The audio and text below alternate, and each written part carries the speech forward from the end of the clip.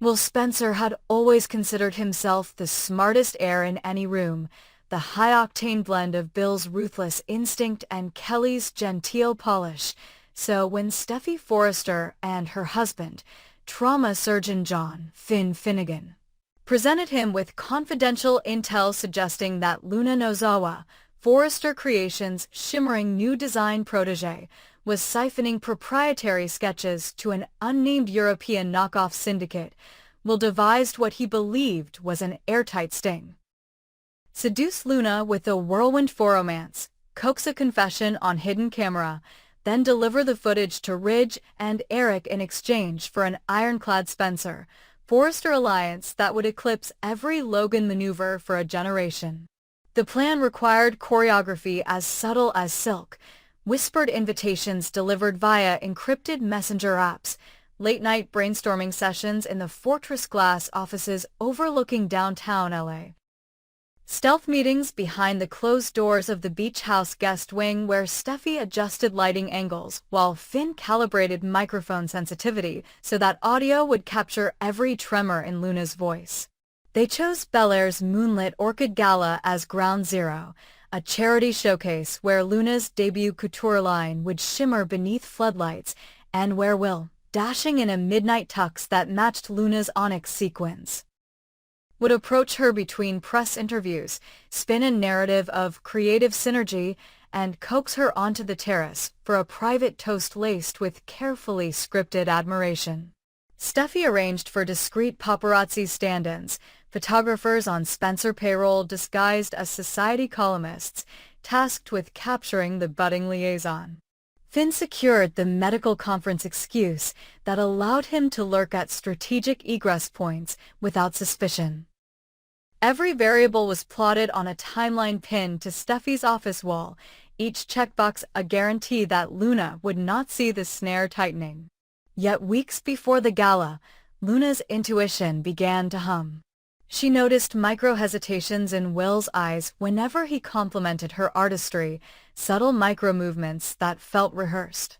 She caught mirrored glints off air duct vents in the design studio and traced them to pen camera lenses no larger than shirt buttons. And when she overheard Finn on a supposedly private call with Will discussing Phase 2, her suspicions crystallized into certainty. Instead of confronting them, she rerouted the trap. Using her uncle's dormant cybersecurity firm, she infiltrated the encrypted message threads, cloned Will's burner numbers, and planted keywords that suggested she was planning to meet a clandestine buyer from Milan. She even left innocuous doodles, rip-offs of Forrester sketches, strategically inside her wastebasket to validate the ruse. The night of the gala arrived in a haze of lavender twilight and paparazzi flashbulbs. Luna played her role to perfection, shimmering like a celestial secret as Will escorted her past velvet ropes. Reporters clamored about their rumored romance. Will, sensing victory, improvised even grander flirtations, brushing a stray curl from Luna's shoulder while hidden cameras drank in every angle. Meanwhile, Steffi, bedecked in comet silver satin, monitored live feeds in the VIP lounge, whispering breathless commentary to Finn. The lens captured the softness in Luna's gaze, the slight parting of her lips, the perfect prelude to a confession. Then came Luna's carefully staged tipping point. She invited Will onto a secluded rooftop balcony for air, knowing Steffi's pre-placed lens array did not reach that far.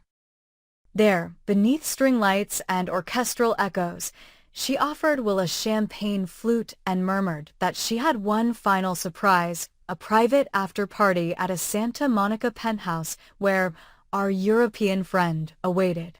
Will feigned casual curiosity while texting Steffi the code phrase that signaled she's about to confess. Steffi dispatched Finn to follow at a discreet distance while she prepared a celebratory press release. In the penthouse elevator, Luna leaned in, breathing vanilla and jasmine, and kissed Will with such convincing fervor that security cameras captured what looked like genuine passion. What Will didn't know was that Luna had looped those cameras into her own secure server and simultaneously rerouted Steffi's hidden mic frequency so that only fragments, Will's size, the rustle of fabric, would reach Spencer headquarters. Inside the penthouse, she led Will to a minimalist living area glowing with city light reflections and poured cognac that tasted of sweet smoke and triumph. Then she pressed play on the television. The screen filled with split-screen surveillance, Steffi in the lounge coaching Finn on camera angles, Finn responding, Will sending coded texts, every strategic whisper laid bare. Luna's voice hardened to ice.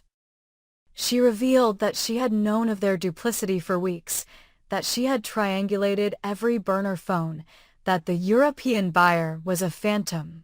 She demanded he delete every file, scrub every backup, and confess to Forrester's board that the entire entrapment was Spencer-driven corporate espionage. Will's face drained of color.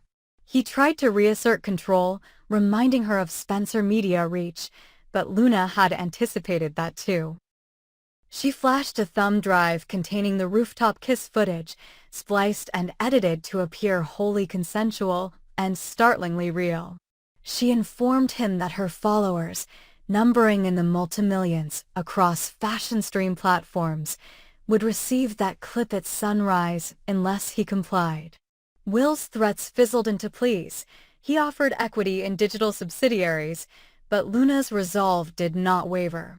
She left the penthouse before midnight, vanished into the labyrinth of LA's nocturnal streets with nothing but a small leather backpack and a plane ticket to Tokyo under an alias Steffi's until never unearthed.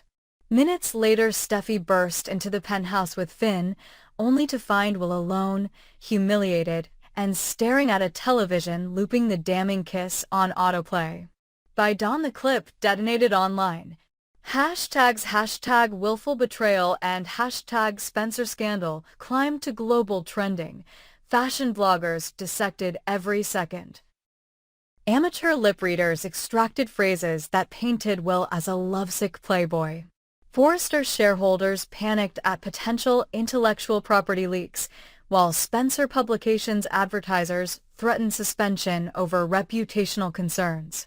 Bill Spencer flew back from Dubai in a fury that rattled limousine windows, demanding explanations while PR teams scrambled to craft narratives of private experimentation in method acting. Katie Logan, heartbroken by her nephew's collision with hubris, pivoted to crisis mitigation, begging Brooke for Logan's support in stabilizing family optics. Steffi's marriage to Finn endured strain as blame ricocheted. Finn argued they should have alerted Ridge earlier. Steffi countered that hesitation would have tipped Luna sooner. At Forrester's executive summit, Ridge leveled icy disappointment at Steffi, reminding her that due diligence does not involve honey traps. Meanwhile, Carter, newly wedded to Hope after Liam's tragedy, drafted cease and desist letters aimed at gossip outlets, but each takedown only fueled curiosity. As servers crashed under click surges, Will attempted a live-streamed apology, but Luna timed a counter-broadcast from an undisclosed airport lounge, elegantly eviscerating his narrative with unassailable evidence, timestamps, metadata, the suite's rental agreement in Will's name. Public sentiment pivoted in her favor overnight, repositioning her as a wronged creative genius. Luxury houses from Paris to Seoul showered her with offers of sanctuary and creative control. The fallout at Spencer Towers was seismic. Stock dipped 17%. Board members whispered about installing Wyatt as interim CEO. Bill threatened to disown Will unless he salvaged at least one license deal by quarter close. Desperate, Will proposed a philanthropic partnership repackaging the scandal as a teachable moment on corporate ethics, but the gesture rang hollow without Luna's participation. She, thousands of miles away, walked through Shibuya, crossing beneath neon kaleidoscopes, her future unbound, her social feeds ablaze with support. Yet victory tasted bittersweet.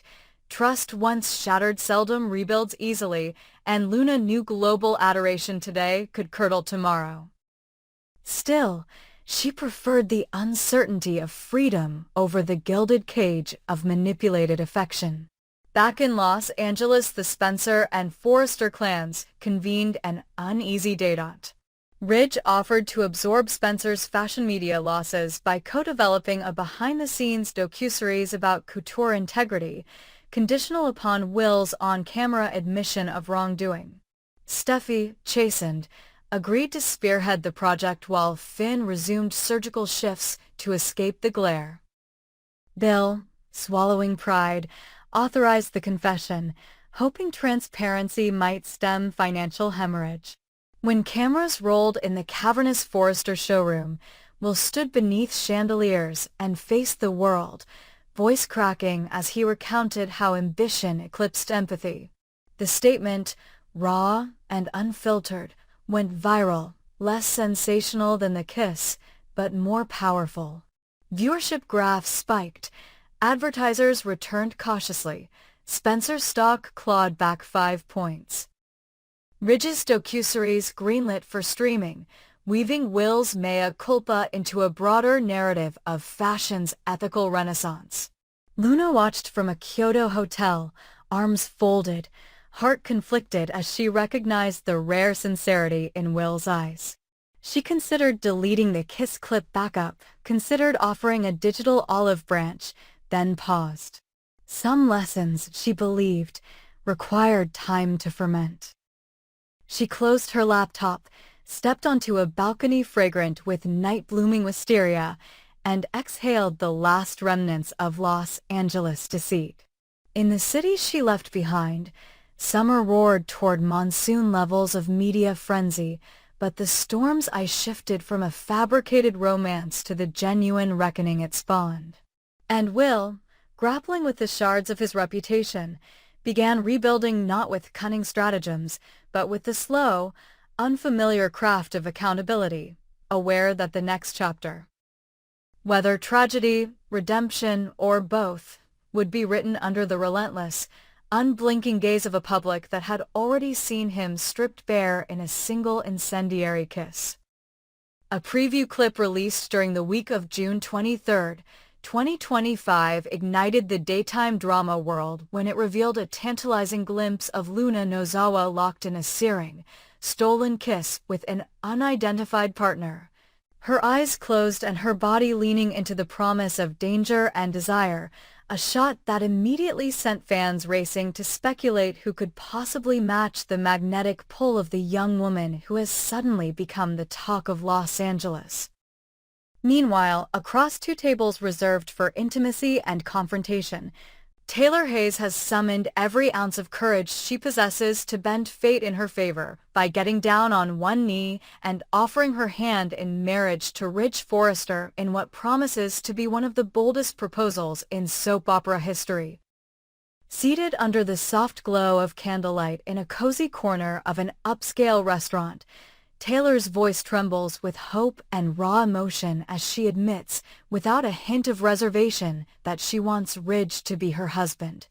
Her words spilling out in a confession of love that's both earnest and desperate, pleading with him to say yes, while the camera captures every flicker of uncertainty in Ridge's eyes.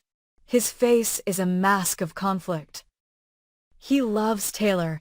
He respects her and the life they've built together ever since he swept her up in his whirlwind world and moved in with her, talking eagerly of separate homes and a fresh start, of turning their passion into permanence. Yet now, as Taylor waits for him to echo her commitment, Ridge seems caught between past promises and present temptations, the return of Nick Marone lurking like a ghost at the table beside them, ready to shatter the future Taylor envisions. Nick, sensing weakness in Ridge's wavering resolve, has been making calculated moves to pull Brooke back into his orbit, slipping into her life with the same confidence he once wielded when he and Brooke lit the city on fire. He arrives unannounced at Brooke's doorstep bearing intelligence about Taylor's surprise engagement bid. In Nick's hands it's a weapon aimed straight at Taylor's heart, a revelation he hopes will fracture Brooke's loyalty to Ridge and compel her to take his side instead. He knows Brooke is torn between duty and desire, between the love she still harbors for Ridge and the ferocity of the emotions Nick has always stirred within her. So he whispers to her about Taylor's proposal, about how Ridge's hesitation is a sign of uncertainty that could mean he never really planned to marry Taylor at all, weaving doubts in Brooke's mind as meticulously as a seamstress cutting silk, all while hoping that Brooke will see in Nick the steadiness she craves and the thrill she can't resist. The silvery edge of manipulation gleams in his eyes as he gauges her reaction, weighing every flick of an eyebrow, every tremor in her lips, plotting the next move in a game of hearts where only the boldest survive. But as these power plays unfold among the older generation, a storm of youthful recklessness brews in the underbelly of the Forrester world, centered on Will Spencer and Luna Nozawa. The same preview that teased Luna's secret embrace also dropped a scene of Will slipping into her apartment late at night after confessing that he's no longer with Electra Forrester and that living with her had become as dull as it was safe. He admits, with a reckless grin, that while Electra offered stability, she never set his pulse racing the way Luna does. He craves the uncertainty, the danger, the heights that only a forbidden attraction can deliver. As Luna leans in, her hair brushing his cheek, the line between fantasy and reality blurs. This encounter is clearly a figment of her imagination, a daydream where she tests the boundaries of Will's loyalty and her own desires. Yet in the world of the bold and the beautiful, imagined or not, every stolen moment has the power to shape real emotions, and even the faintest spark can ignite a wildfire of scandal. Their passionate kiss, caught in slow motion, feels like a promise of things that might come to pass, a warning that no one is immune to the pull of temptation when hearts are already in turmoil. Back at the Forrester compound, whispers of Taylor's proposal ricochet through marble corridors and glass-walled offices, reaching the ears of everyone who ever believed Ridge and Taylor were destined to rewrite the rules of love. Lauren, Thorne, even Brooke herself can't help but feel the weight of this gesture. Taylor, the thoughtful psychologist turned fashion muse, has laid her soul bare. And Ridge's response will signal a shift in alliances that could redraw the power map of Forrester Creations. Ridge stands at the window of his design studio, the city lights mirrored in his melancholy gaze, recalling Taylor's words as she placed the velvet box in his hands. "I can't imagine my life without you," she had said, voice cracking with sincerity as Primo by Dario reflected off her tears. In that moment, fans have learned, Ridge's heart is a battlefield, duty to family, loyalty to tradition, and the unpredictable force of Taylor's love all clash, leaving him paralyzed on the brink of a decision that will define his legacy and determine who will stand at his side. As the week unfolds, viewers will see Nick's campaign to reclaim Brooke intensify. Late-night phone calls, clandestine meetings in shadowy wine bars, promises of a future unfettered by the complications of Taylor's world. Nick's plan is to exploit every crack in the Forrester Tower, remind Brooke of the passion they shared, the adventures they once chased down the coast, the children they raised together, and then, like a master strategist, to propose an offer that Ridge cannot match. But Brooke, the unflappable beauty with a heart as vast as the Pacific, has grown wary of Nick's schemes. She's seen how quickly love can turn to ashes when trust is broken. Watching her navigate this minefield will be a lesson in restraint and resolve, a test of whether she'll choose the safety of the familiar or the risk of the unknown. Meanwhile, Taylor, sensing the tide turning against her, doubles down on her appeal to Ridge's better nature. She organizes a private viewing of sketches that pay homage to their life together, a gown design inspired by their first date, A line of stationery featuring quotes they whispered under the stars, a fragrance capturing the scent of a wedding bouquet she hopes to carry. Behind each creation lies a plea, an unspoken message: let's build a future.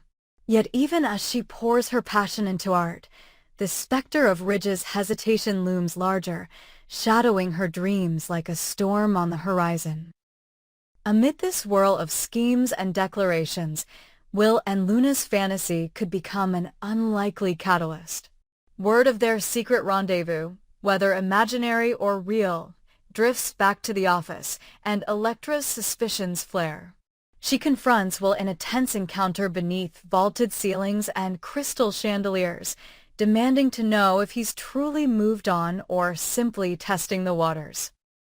His evasive answers only fuel her fire, and soon the younger Forrester is caught between anger, guilt, and the undeniable chemistry that pulls him toward Luna like a moth to a flame. As Elektra wrestles with the potential betrayal, she must decide whether to fight for the man she thought she knew or step aside as new passions rise.